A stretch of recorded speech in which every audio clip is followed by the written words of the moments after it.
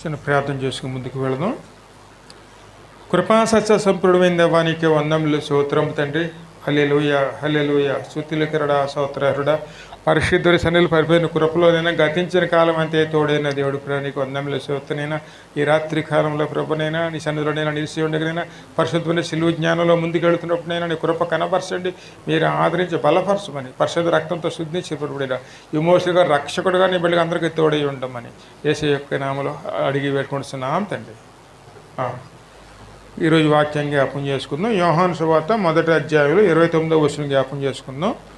యోహాను సువార్త 1వ అధ్యాయంలో 29వ వచనం జ్ఞాపం చేసుకుందాం.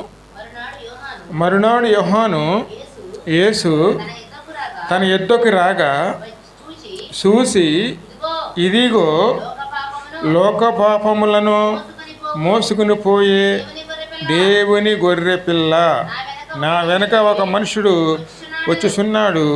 ఆయన నాకంటే ప్రముఖుడు కనుక నాకంటే ముందుటివాడైనని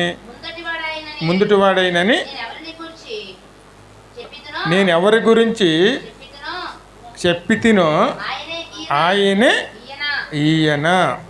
నేను ఆయనను ఎరగనైతిని గాని ఆయన ఇశ్రాయేలుకు రక్షించుటకు నేను నీళ్లతో బాప్తిస్తూ వచ్చితినని చెప్పాను. హల్లెలూయా.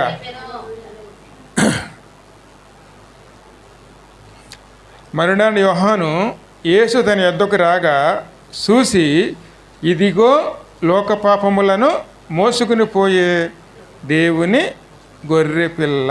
హల్లెలూయా. ఇక్కడ ప్రభువుని చూసి ఆయన మాట్లాడుతున్నారండి. ఏమైనా మాట్లాడుతున్నారండి? ఇదిగో లోక పాపములను మోసుకుని పోయే దేవుని యొక్క గొర్రె పిల్ల. మరి ఇక్కడ యోహాను ఏ ఉద్దేశంతో మాట్లాడుతున్నారు? ఆయన పాప పరిహార బలి కోసం దేవుడు సిద్ధపరిచినటువంటి బలి పశువుగా ఆయన చూపిస్తున్నారండి. ఆనాడు పాత నిబంధన కాలంలో ఉన్నటువంటి దేవుడు సిద్ధపరిచిన బలులన్నింటికి కూడాను ఆయనే ఒక బలి కింద సిద్ధపరచబడి ఉండి ఆయన ఇక్కడికి ఈ లోకానికి వచ్చారని మన అందరికీ ఆ సమయం గుర్తు చేస్తున్నారు. లోక పాపములను మోసుకుని పోయే దేవుని యొక్క గొర్రె పిల్లండి. మరి ఆయన మనకి ఏం గుర్తు చేస్తున్నారంటే అక్కడ నిర్గమకాండం 12వ అధ్యాయం 3వ వచనం చూడమ్మా.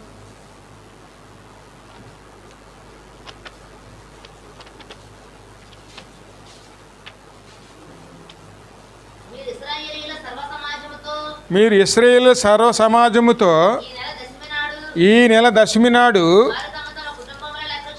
వారు తమ కుటుంబముల లెక్క చొప్పున ఒక్కొక్కడు గొర్రె పిల్లనైనను మేక పిల్లనైనను అనగా ప్రతి ఇంటికి ఒక గొర్రె పిల్లనైనను ఒక మేక పిల్లనైనను తీసుకుని రావలెను.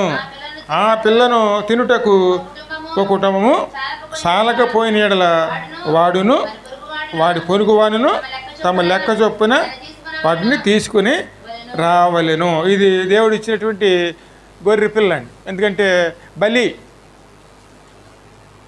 ఆ బలి దేవుడు సూచిస్తున్నారండి. ప్రతి ఇశ్రాయేలు ఉన్న ప్రతి ఒక్కరు ఏం చేయమన్నారైనా ప్రతి విషయంలో కూడా ప్రతి ఒక్కరు కూడాను వారి నిమిత్తం ఒక్కొక్కరు ఒక గొర్రె పిల్లనైనా మేక పిల్లనైనా అనగా ప్రతి ఇంటికి ఒక గొర్రె పిల్లనైనా ఒక మేక పిల్లనైనా తీసుకుని రావలెను. అదేవిధంగా మరొక చోట కూడా ఇంకో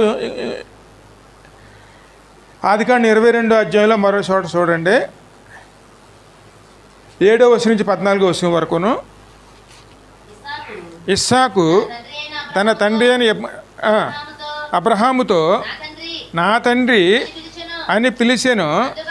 అందుకతడు ఏమి నా కుమారుడా అనెను. అప్పుడు అతడు నిప్పును కట్టెలను ఉన్నవి గాని దహన బలికి గొర్రె పిల్ల ఏది అని అడగగా అబ్రహాము నా కుమారుడా దేవుడే దహన బలికి గొర్రె పిల్లను చూసుకొనని చెప్పాను. హల్లెలూయా. ఎందుకంటే ఇప్పుడు మనకు యోహాను చూపించింది ఎవరిని? దేవునియే గొర్రె పిల్ల. అంటే ఇక్కడ అబ్రహాము విశ్వాసంతో నమ్మకంతో చెప్పినటువంటి మాట అక్కడ దేవుడు చూపిస్తున్నారు. ఇదిగో లోక పాపములను మోసుకొని పోయే దేవుని గొర్రెపిల్లండి. కానీ పాత నిబంధన కాలంలో ఉన్నది ఏమిటంటే గొర్రెపిల్లని తీసుకురావాలి. గొర్రెపిల్ల పాప పరిహారం కోసం ఖచ్చితంగా బలి ఇవ్వాలండి. కానీ పాప పరిహార బలి కోసం ఎవరు తీసుకొస్తే వారికే పాప పరిహారం అండి అది. కానీ అది కూడా పరిపూర్ణం కాదండి. తీసుకురావటం, బలి ఇవ్వటం, మళ్ళీ యథాలాపంగా పాపం చేయటం, మళ్ళీ బలి ఇవ్వటం, సమాధానం బలి ఇవ్వటం, పాప పరిహార బలి ఇవ్వటం, అపరాధ పరిహార బలి ఇవ్వటం, అలాగా అనేక రకాల బలులు ఇచ్చుకుంటూ వచ్చారు. కానీ ఎక్కడ సమాధానం అనేది లేదండి. అటువంటి పరిస్థితుల్లోనూ ఆయనే తన కుమారుణ్ణి ఈ లోకానికి ఒక బలి కింద ఇవ్వటానికి దేవుడు సిద్ధపడ్డారు. కానీ ఈ బలి ఎలాంటిదంటే అందరి కోసం. ఆ రోజుల్లో అయితే ఎవరి కోసం వారే బలిపశువుని సిద్ధం చేసుకోవాలండి. కానీ ఇప్పుడైతే మన అందరి కోసం దేవుడే సిద్ధపరుస్తున్నారండి. ఆ సిద్ధపరిచిన వాళ్ళు ఎవరు? యేసయ్యనే ఒక బలి పశువు కింద ఇక్కడ మన అందరికీ కూడా అనుగ్రహించబడ్డారు. దేవుడు సిద్ధపరిచినటువంటి పాప పరిహార బలి యేసయ్య. ఆ విషయాన్ని యోహానుగా ముందుగానే ప్రకటిస్తున్నారు. ఇదిగో లోక పాపాలను మోసుకుని పోయే దేవుని యొక్క గొర్రె పిల్ల. పాత రోజుల్లో ఆ గొర్రె పిల్లను తీసుకురావాలి మనం. కానీ మనం తీసుకొచ్చిన గొర్రె పిల్ల ఎవరికి వారే అవుతుంది కాబట్టి అది మళ్ళీ అదే పాపము చేసి మళ్ళీ గొర్రె పిల్లని తీసుకొచ్చి కనుక పాపంలాగా నిలిచి ఉంది. కానీ దానివల్ల పరిష్కారం అనేది ఎంత మాత్రం దొరకలేదండి. అప్పుడు దానికి కోసం ప్రభువే ఆలోచించి ఇక్కడ ప్రభువే దాని పరిష్కారం చూపించి మన అందరిని, ఎందుకంటే దేవుడు లోకం ఎంతగానో ప్రేమించి తన అద్వితీయ కుమారుని మన కోసం అనుగ్రహించాననే మాట కూడా అదే యోహానులో 3వ అధ్యాయంలో స్పష్టంగా కనపడుతుంది మనకి. ఎందుకు అనుగ్రహించారు ఆయన మనకి?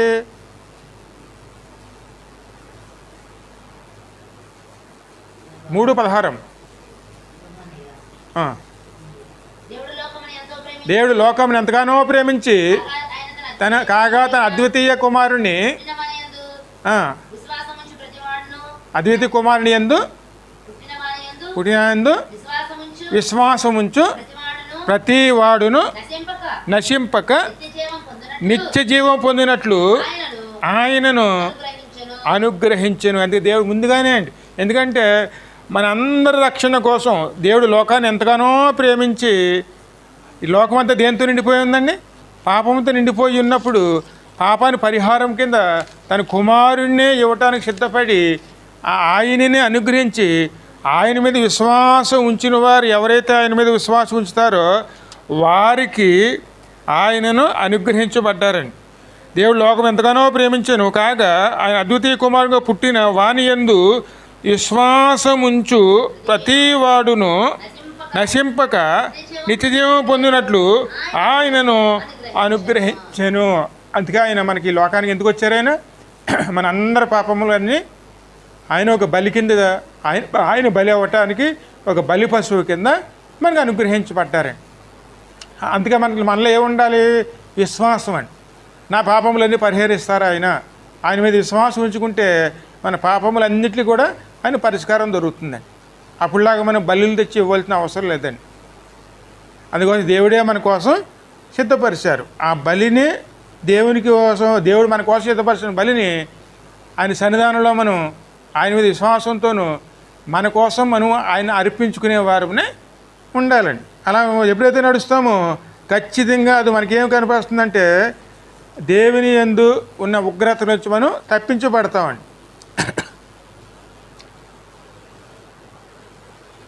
ఇంకా ముందుకెళ్తే రోమీయులు 3వ అధ్యాయంలో 10వ వచనం కాడి నుంచి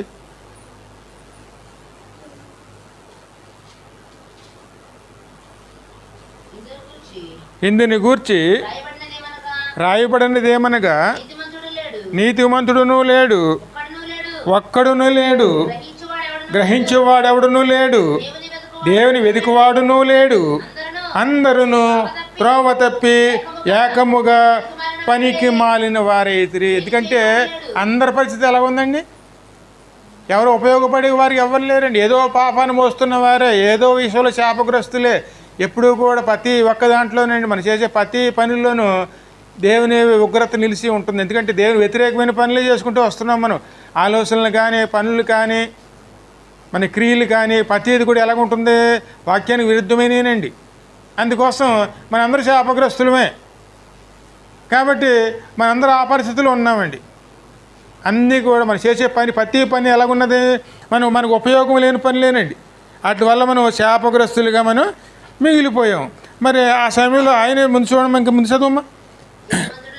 నీతిమంతుడును లేడు, ఒక్కడను లేడు, గ్రహించేవాడును లేడు, దేవుని వెతుకువాడు ఎవడనూ లేడు, అందరూ త్రోవ తప్పి ఏకముగా పనికి మాలిన వారైరి. ఎందుకంటే మేలు చేసేవారు ఒక్కరు లేరండి. మేలు అంటే ఏమిటో తెలిసి ఉన్నవారు ఒకరు కనపడటం లేదండి, ఒక్కడను లేడండి. ఏదో పాపంలో ఇరుక్కోవటం, పాపం చేయటం, పాపానికి మళ్ళీ దాసులు పోవటం, పాపం నడిపించేట్టుగా మనం నడుచుకోవటం. ఎందుకంటే పాపంలో నిలిచి ఉంటే మన ఇంట్లోకి వచ్చినా పాపం పట్టుకుంటుంది, మన బయటికి వెళ్ళినా పాపం పట్టుకో, పాపం పనులు చేపిస్తుందండి. నీ ఎందుకు సత్క్రియ ఉన్నాడలా నువ్వు తల ఎత్తుకుందువు కదా. సత్క్రియ లేకపోతే ఖచ్చితంగా తల దించుకుంటామండి, సత్క్రియ లేకపోతేనే. అదే సత్క్రియ అంటే ఏమిటి? దేవుడికి ఇష్టమైన పని, దేవుడు చెప్పిన పని అండి. అందుకే మన అందరూ కూడా త్రోవ తప్పిన వాళ్ళమేనండి ఆలోచనలు. ఎందుకంటే ఒక్కొక్కరు ఒక్కో రకం ఆలోచనలు, ఒక్కొక్క మార్గం. కానీ దేవుడి మార్గం కాదండి, మన మార్గాలు. ఒక్కొక్కరు ఒక్కొక్క ఆలోచనలు. ఎందుకంటే నా ఆలోచనలు మీకు పనిచేయదు, మీ ఆలోచనలు నాకు పనిచేయదండి. మన ఇష్టానుసారంగా జీవిస్తూ ఉంటాం. కానీ ఆ సత్యాన్ని ఎవరు గ్రహించుకోలేరండి, దాన్ని గ్రహించుకునే వాళ్ళు ఎవరు లేరు.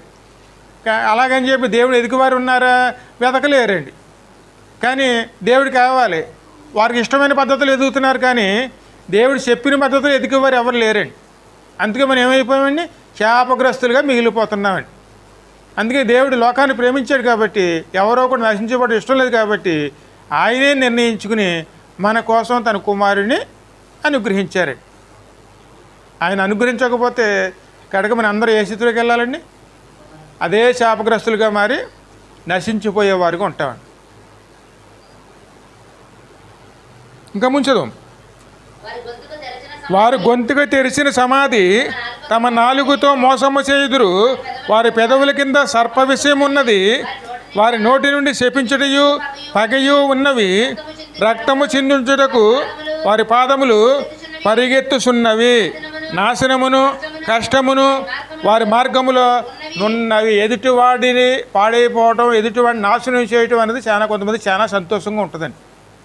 ఆ పనుల గురించి ఆలోచిస్తున్నవారు ఉంటారు, అటువంటి పనులు చేస్తున్నవారు ఉంటారండి. ఎందుకంటే ఒకటి నష్టపోవడం చూసేవారికి బాధపడేవారు ఎంతమంది ఉంటారు, సంతోషించేవారు ఎంతమంది ఉంటారండి.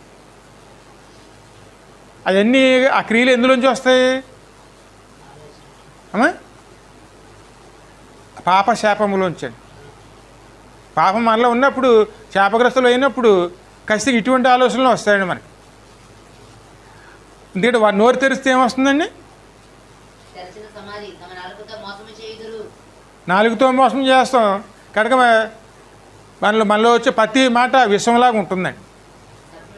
సర్ప విషము ఉన్నది.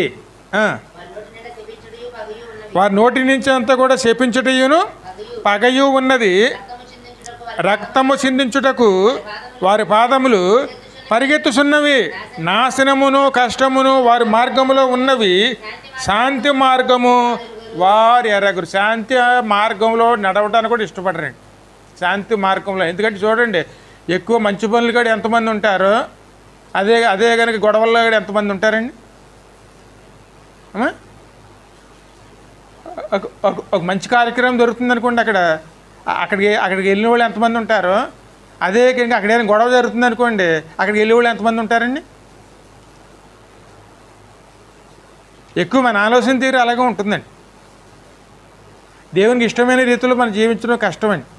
ఎందుకంటే మనలో ఏమున్నది? పాపం ఉన్నది. అందుకే దేవుడు మనల్ని విమోచించడానికి, ఎందుకంటే ఆ రోజుల్లో అయితే తల ఒక పశువుని తీసుకురమ్మన్నారు, కానీ ఈ రోజుల్లోనూ ఆ బాధ్యత తానే తీసుకుని ఆయనే శాశ్వతమైన పరిష్కారం కింద తన కుమారుణ్ణి మనకి అనుగ్రహించారండి. అప్పుడైతే తాత్కాలికం అండి. ఈరోజు ఒక పాపం చేస్తే ఆ రోజు బలి ఇవ్వాలి, మళ్ళీ మన్నాడు చేస్తే మళ్ళీ బలి ఇవ్వాలి. అలాగా అందులోంచి బయటికి రావటం మానేసి దాన్ని ఒక అలవాటుగా మార్చుకున్నారండి. అందరూ అదే పద్ధతిలోకి వెళ్ళిపోయారు. కాబట్టి అందరూ ఏమైపోయారండి? దేవుని భయం లేదు, ప్రతి నోరు ముయ్యబడినట్లు సర్వలోకమును దేవుని శిక్షకు పాత్రపోగినట్లు ధర్మశాస్త్రము ఎందుకంటే ధర్మశాస్త్రం మనకి ఇవ్వబడింది, కానీ మన పరిస్థితి ఏమిటి? అందరూ శాపగ్రస్తులం అయిపోయాం. ఇప్పుడు ఇదే ధర్మశాస్త్రం ఏం చెప్తుంది? పాపం చేసామంటుంది. అందరూ పాపులే. ఇప్పుడు మన పరిష్కారం ఎక్కడ ఉందండి? ఇప్పుడు వద్దానికి లేదండి. ఆయన కాదనుకున్నాం అనుకోండి, నరకానికి వెళ్ళవలసిందే, ఎంతటి వారైనా సరే. ఇప్పుడు ఆయన స్వీకరిస్తే విడుదల వస్తుంది, కాదనుకుంటే నరకానికి వెళ్ళవలసి వస్తుంది. అందులో గ్రహించుకున్న వారు రక్షించబడతారు, అందులో గ్రహించుకోలేని వారు నిత్య నరకానికి వెళ్ళిపోతారు. ఎందుకంటే నశించిపోయే వారికి శిలువ వెరితనంగా ఉంటుంది, కానీ రక్షించబడుతున్న వారికి దేవుని శక్తి ఉంటుందండి. నశించిపోయేవారు చాలామంది ఉన్నారు, కానీ వారి దృష్టికి ఎలాగుంటుంది? కసికి దూషణ చేస్తారండి, ఇష్టానుసారంగా మాట్లాడతారు. కానీ దేవుడు ఆ సమయంలో వారి శిక్ష వాళ్ళకి వస్తుంది, కానీ వారు అలా అన్నారని చెప్పి తను చేయవలసింది మానడండి. ఎలాగైనా సరే ఆయన మనల్ని రక్షించుకోవాలి కాబట్టి ఆయన తన కుమారుణ్ణే మనకు అనుగ్రహించారండి. ఎంతమంది ఏం దూషించినా, ఎన్ని మాటలన్నా, ఎంత గాయపరిచినా, ఏ పరిస్థితులైనా సరే ఆయన ఒక మాట కూడా అనకుండా ఆయన వచ్చిన పనిని ఆయన పూర్తి చేశారండి.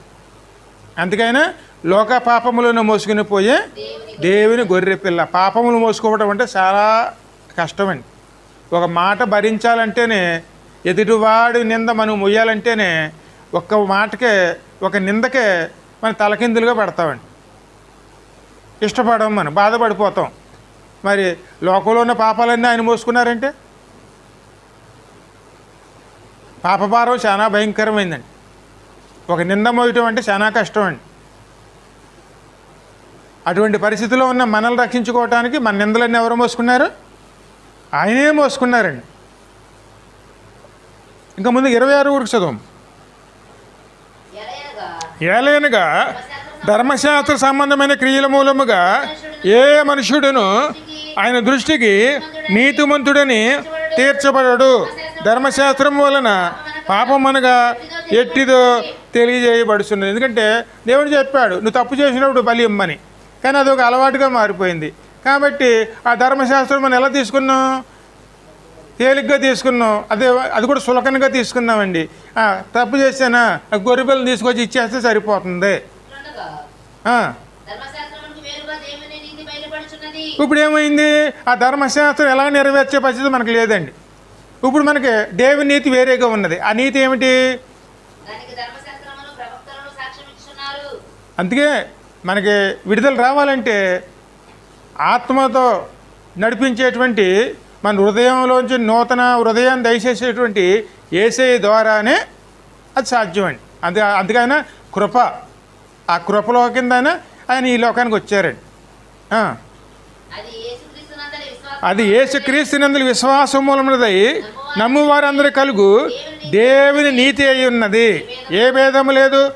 అందరూ పాపం చేసి దేవుడు అనుగ్రహించు మహిమను పొందలేకపోతున్నారు.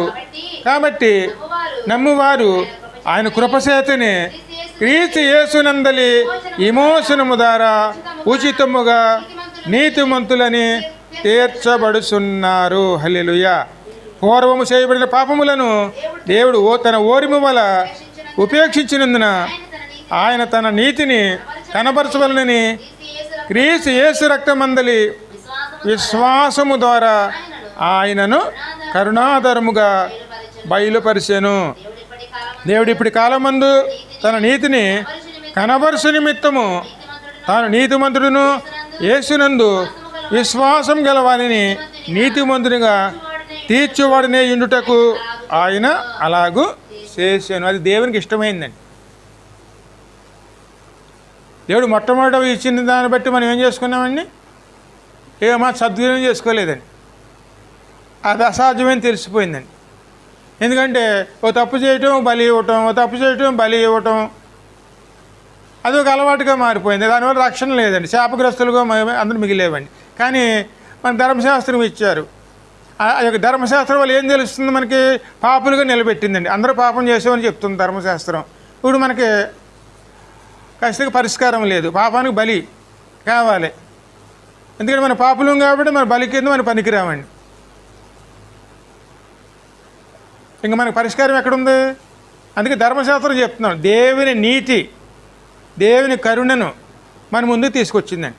దేవుని నీతి ఎవరు? యేసయ్యేనండి. ఆయన కరుణామయుడు కాబట్టి ఆ కరుణని మన ముందు తీసుకొచ్చిందండి. అది కృపను తీసుకొచ్చి ఆ మార్గాన్ని ముందు మనకు బయలుపరిచిందండి. అందుకే మనకు ఇచ్చిన మార్గం యేసయ్యేనండి. నేనే మార్గము, నేనే సత్యము, నేనే జీవం. ఈ మార్గం తప్పించి ఇంకొక మార్గంలో మనం ప్రయాణం చేస్తే మనకి విమోచన అనేది రాదండి. ఎన్ని బలులు ఇచ్చినా, ఎన్ని రకాలు చేస్తే ఇప్పుడు కూడా చూడండి బలులు ఇస్తారు. అనేక మంది బలు, అన్యాచారంలో చూడండి అనేక మంది బలులు ఇస్తారు. అదేవిధంగా వేరే మతాల్లో చూడండి, ఎక్కడైనా చూడండి అనేక మంది బలులు ఇస్తారు. ఎన్ని బలులు ఇచ్చినా పాపం అనేది మనలో అలాగ ఉండిపోతుంది. కారణం ఏమిటి? అందువల్ల ప్రయోజనం మనకి లేదు. ఎందుకంటే అంతరంగం మారకుండా, హృదయం మారకుండా, మనం ఏమిటో మనం తెలుసుకోకుండా, మనలో మార్పు లేకుండా వాడి పరిష్కారం ఎలాగొస్తుందండి? అంతరంగ శుద్ధి కావాలండి. అంతరంగ శుద్ధి ఎక్కడి నుంచి వస్తుంది మనకి? యేసయ్య రక్తం వల్ల అండి. ఆ రక్తం వల్ల కడగాలి, శుద్ధి చెయ్యాలి. ఖచ్చితంగా మన పరిశుద్ధాత్మలో మనలో నిలవాలండి. పరిశుద్ధాత్మతో నడిపించబడాలి. అప్పుడు మన పరిశుద్ధత వస్తుందండి. ఇంకా ముందుకెళ్తే 2 కొరింథీయుల పత్రిక చూడమ్మా.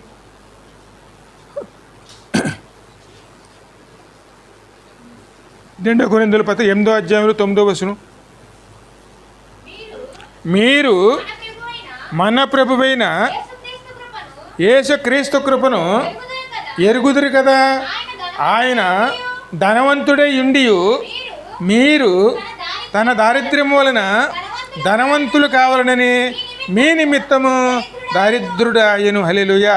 చూడండి, మీరు మన ప్రభువైన యేసుక్రీస్తు కృపను ఎరుగుదురు కదా.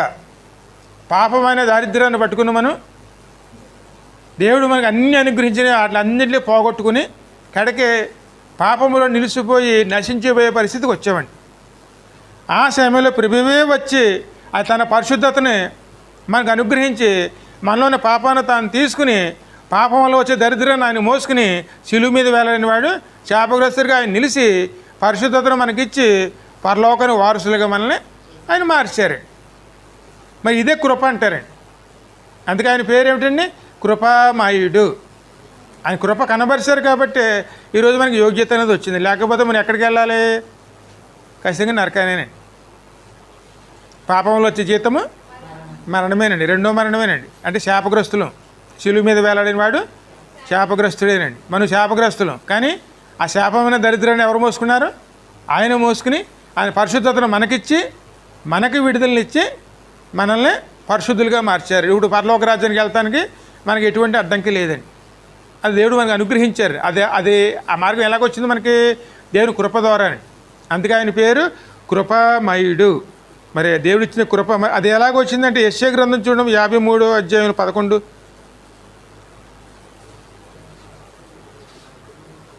యాభై 8 నుంచి చదవము. అన్యాయపు తీర్పు నొందిన వాడే అతడు కొనుపోబడెను. అతడు నా జనుల అతిక్రమమును బట్టి మొత్తబడెను. సజీవుల భూమిలో నుండి అతడు కొట్టివేయబడెను. అయినను అతని తరము వారిలో ఈ సంగతి ఆలోచించిన వారెవరు? అతడు మరణమైనప్పుడు భక్తిహీనులతో అతనికి సమాధి నియమించబడెను. ధనవంతుని యొద్ద అతడు ఉంచబడెను. నిక్షేముగా అతడు అన్యాయమేమీ చేయలేదు. అతని నోట ఏ కపటమును లేదు. అతను నలగొట్టుటకు యెహోవాకు ఇష్టమా? ఎందుకు ఇష్టమైంది ఆయనకి? పాపం వచ్చే జీతం అండి. ఇలాగ ఉంటుందో మనకి అందరూ తెలుసుకోవటానికి పాపం వల్ల వచ్చే జీతం అండి మనం నలగొట్టుకోవాలండి. అంటే శిలువ మరణం అండి. ఎందుకంటే శిలువ మరణం అంటే సామాన్యమైంది కాదండి. ఈ భూమి మీద అత్యంత నరకమైనటువంటి శిక్ష అంటే అదేనండి. అందరూ చూస్తుండగా మిట్ట మధ్యాహ్నం పట్టపగలు శరీరం అంతా నలగొట్టబడి ఆకాశానికి భూమికి మధ్యన వేలాడుతూ కనుక నరక యాతన అనుభవిస్తూ కనుక ప్రాణము తీస్తారండి. అందుకే సిలువ మీద వేలాడిన వాడు శాపగ్రస్తుడు అంటారు. శాపగ్రస్తుడు అయిన వాడే ఆ సాగుకు వెళ్తారండి. అందుకే మన అందరి కోసం ఎవరు శాపగ్రస్తులు అయ్యారండి? ఆయనే శాపగ్రస్తుడు. ఆయనలో పాపం లేదు, ఏ భేదము లేదండి, ఆయనలో ఏ దోషము లేదు. అయినా సరే అన్నీ కూడా ఆయన మోసుకోవటానికి ఆయనకి ఇష్టమైన. అందుకే ఆయన శిక్షించడానికి కూడా దేవునికి ఇష్టపడ్డాడు. ఎందుకు ఇష్టపడ్డాడు? మనల్ని శిక్షించడానికి ఆయన మనసు ఒప్పుక తన కుమారుని శిక్షించుకోవటానికి ఆయన ఇష్టపడ్డాడు. ఆయన అతనికి వ్యాధి కలగజేసెను. అతడు తన్ను తానే అపరాధ పరిహార బలిగా చెయ్యగా అతని సంతానము చూసాను. సంతానం అంటే ఎవరు అమ్మా?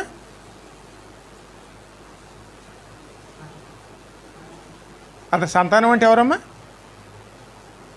ఎవరైతే దైవ చిత్తానుసారం దుఃఖంతో ఉంటారో, ఎవరైతే సిలువు కోసం ప్రయాసపడతారో, తమ పాపములు సిలువు యొద్దకు తీసుకువస్తారో, దేవుడు చేసిన కార్యంలో తాము కూడా పాల్గొని తీసుకుంటారు. దేవుడు ఎందులో పాల్గొని తీసుకున్నారైనా? అపరాధాల కోసం, పాపముల కోసం, దోషముల కోసం సిలువ మీద వేలబడ్డారు. అపరాధాలు, పాపములు, దోషము ఎందులో ఉన్నాయి? మనలో ఉన్నాయండి. వాటిని మనం ఏం చేయాలి? అది సిలువ వైపు చూస్తున్నాం మనం. ఇప్పుడు మన సిలువ వైపు చూసి మనలో ఉన్న పాపములు, అపరాధములు, దోషములు ఏం చేయాలండి? సిలువ వేయాలండి. నేత్రాశలు, శరీరాశలు, జీవడంబకాలు, ఇవన్నిటికీ మనం సిలువను వేసి కొత్త జీవితాన్ని ఆరంభించటమే ఆయన వైపు తిరిగి చూస్తామండి. అది సిలువలో పాల్పొందండి. ఆయన మన కోసం సిలువ వేయబడ్డారు. ఇప్పుడు యేసయ్య కోసం మనం ఏం చేయాలండి? మనలో ఉన్న పాపములకి మనం సిలువ వేసేవారునే ఉండాలండి. నేత్రాశలు, శరీరాశలు, జీవడంబకాలు ఇవన్నీ కూడా ఏంటి? దేని వ్యతిరేకమైనవి కాబట్టి వీటి కోసం ఆయన సిలువ వేయబడ్డారు. కాబట్టి మనం ఏం చేయాలి? వీటికి మనవు సిలువ వేసేవారునే ఉండాలి. అదే బాప్తిస్మం అండి. అక్కడ సిలువ వేయబడ్డారు. అదే ఆయన అందరూ కూడా అది చూశారు. ఎందుకంటే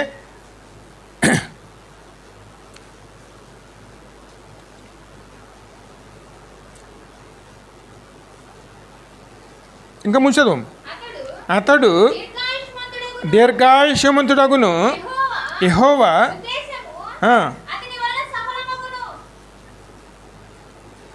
ఇంకో చదువుమది. అతడు దీర్ఘాయుష్మంతుడాయను యెహోవా ఉద్దేశము అతని వలన సఫలమగును. అతడు తనకు కలిగిన వేదనను చూసి తృప్తి నొందును.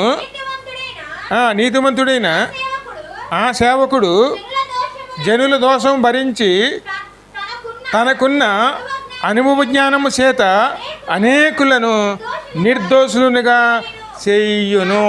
ఏ విధంగా చేస్తారండి?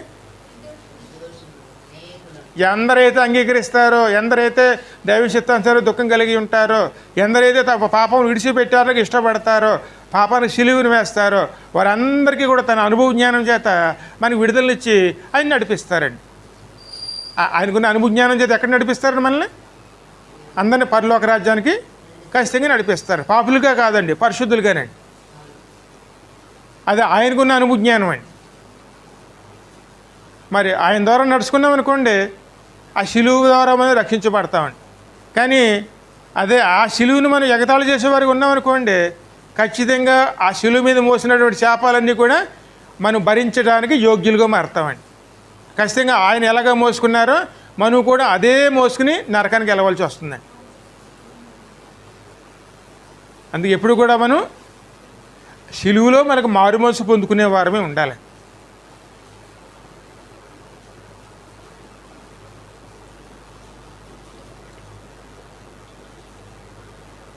ఇంకా ముంచదమ్మా. కావున గొప్పవారితో నేను అతనికి పాలు పంచిపెట్టేదను. గనులతో కలిసి అతడు కొల్లసొమ్ము విభాగించుకొనును. ఏలైనగా మరణము నొందినట్లు అతడు తన ప్రాణమును ధారపోసెను. అతిక్రమములు చేయవారిలో ఎంచబడిన వాడాయను. అనేకుల పాపములను భరించుచు తిరుగుబాటు చేసిన వారిని గూర్చి విజ్ఞాపనము చేసి. ఎవరి కోసం అండి? తండ్రి వీరేమి చేస్తున్నారు, వీరు ఎరగరు కనుక వీరిని క్షమించు. ఇదే విజ్ఞాపన అండి. ఇవాళ కూడా చేస్తున్నారండి, ఇప్పుడు కూడా చేస్తూనే ఉన్నారు. ఎందుకంటే తిరుగుబాట్లు మరి తెలిసి తెలియక ఏం చేస్తామండి, తిరుగుబాట్లు చేస్తూ ఉంటాం. అవన్నీ కూడా ఆయన మౌనంగా భరిస్తూ తండ్రి కుడిపార్శ్వమును కూర్చొని ఏం చేస్తున్నారండి, విజ్ఞాపనలు చేస్తూ ఉన్నారండి. దానికి కొన్ని అనుభూజ్ఞానం చేత నడిపిస్తున్నారు మనల్ని. అక్కడ మనం తిరుగుబాటు చేసామనుకోండి, ఆ తిరుగుబాటు గురించి ఆయన బాధపడుతూ మనల్ని తిరిగి నడిపించడానికి తాను పడే ప్రయాస ఆయన పడుతూనే ఉన్నారండి. అది గ్రహించుకునే వాళ్ళు కొంతమందే ఉంటారండి, వాళ్ళే సంతానం అవుతారండి. ఎందుకంటే ఎందరైతే ఆయన అంగీకరిస్తారో వారు దేవుని కుమారులగుటకు ఆయన అధికారమును అనుగ్రహించాను. దేవుని కుమారులు ఆయన సంతానం అంటే ఎవరండి? ఆ మాట చదువు ఎక్కడుంది అది?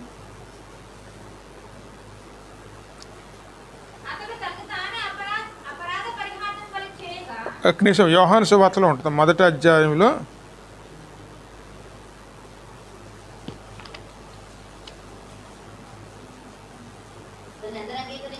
దాన్ని ఎందరు అంగీకరించెదరో వారందరికీ అనగా తన నామమునందు విశ్వాసం ఉంచిన వారికి దేవుని పిల్లలగుటకు ఆయన అధికారమును అనుగ్రహించాను. ఈ పిల్లలు ఎవరు?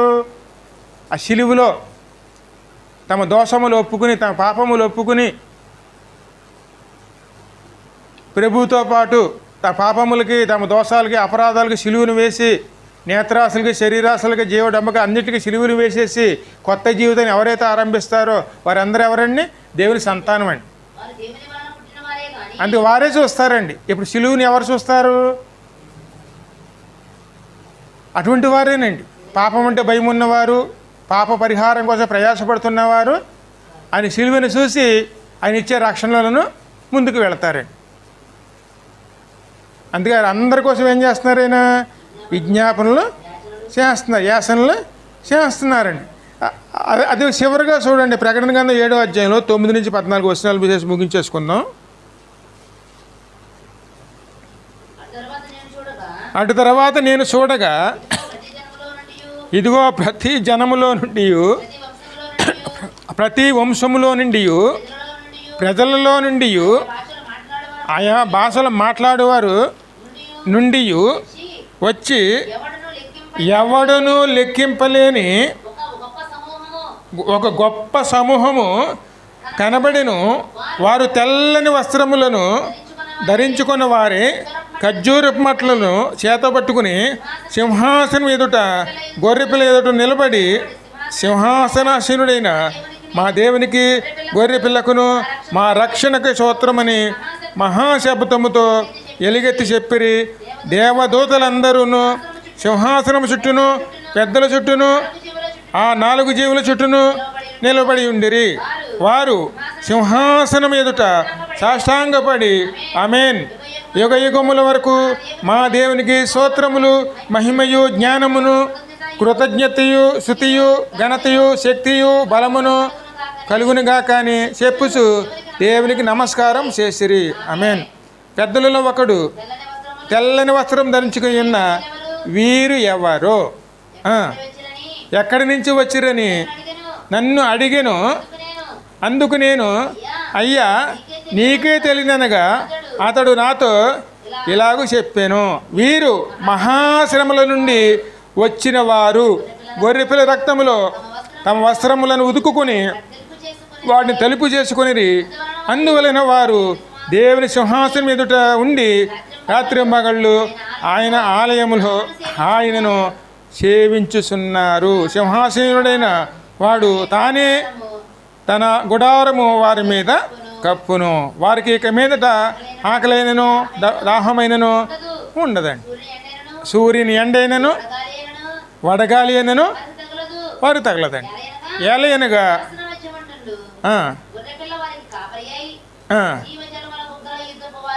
చూడండి, సింహాసనుడైన మధ్య నుండి గొర్రెపిల్ల వారికి కాపరి అయి జీవజలముల బొగ్గల యొద్దకు వారు నడిపించును. దేవుడే వారి కన్నుల నుండి ప్రతి బాష్పబిందువును తుడిచి వేయును. హల్లెలూయా. అక్కడ నమ్మకంగా ఉంటే, శిలువ ధ్యానంలో మన పాపములు విడిచిపెట్టేస్తే ఈ కృప మనకు దొరుకుతుందండి. అక్కడ వెళ్ళి వాళ్ళు ఎవరు? అనేక మంది ఉన్నారు. కుటుంబానికి ఒకళ్ళు, 2, 3 కుటుంబంలో కొంతమంది, ఆ కుటుంబంలో మంది, ఈ కుటుంబంలో వారు, ఆ గ్రామం వారు, ఈ గ్రామం వారు, ఆ సంఘంలో వాళ్ళు, ఈ సంఘంలో వాళ్ళు అని భేదం లేదండి. ప్రతి మనుషుల్లోంచి, ప్రతి కుటుంబంలోంచి, ప్రతి ఊళ్ళోంచి, ప్రతి దేశంలోంచి అందరూ ఎక్కడికి వెళ్ళారండి? అక్కడికి. వాళ్ళందరూ ఎవరు? గొర్రెపిల్ల రక్తముతో తమ వస్త్రములను ఉతుకుకున్నవారండి. ఎందుకంటే ఇవాళ కనుక మనం నమ్మకంగా ఉన్నామనుకోండి, రేపు ఉదయం మన ఎల్లబోయేసోడు ఎటువంటిదండి? అత్యంత విలువైందండి. ఆ చోట్లో మనం ప్రభుని మనం గణపరుచుకునే వారునే ఉంటామండి. అందుకే ప్రభు మన కోసం సిలువ మీద వేలాడారు, అది మనం చూసాం. చూసి ఏం చేసుకోవాలని మనం ఏ విషయంలో అయితే ఆయన సిలువ మీద ఏ విషయం వేయబడతానికి కారణమయ్యామో ఆ విషయాలు మనం సిలువ వేసేసేవారనే ఉండాలండి. మన అపరాధాలు, మన దోషాలు, మన పాపములు ఏం చేయాలండి? ఆ రోజు విడిచిపెట్టేసేవారనే. అదే దైవచిత్తానుసారమైన దుఃఖం అండి. అయ్యా నా కోసం సిలువ మీద వేలాడారని ఎప్పుడైతే మనం దుఃఖపడతామో అప్పటి నుంచి ఆ పాపములన్నీ విడిచిపెట్టేసేవారికి ఉంటామండి. అందుకే ఆయన లోక పాపములు మోసుకుని పోయే దేవుని గొర్రెపిల్లకు వచ్చారండి. అమ్మ మరి అందరూ ఏం చేయాలి?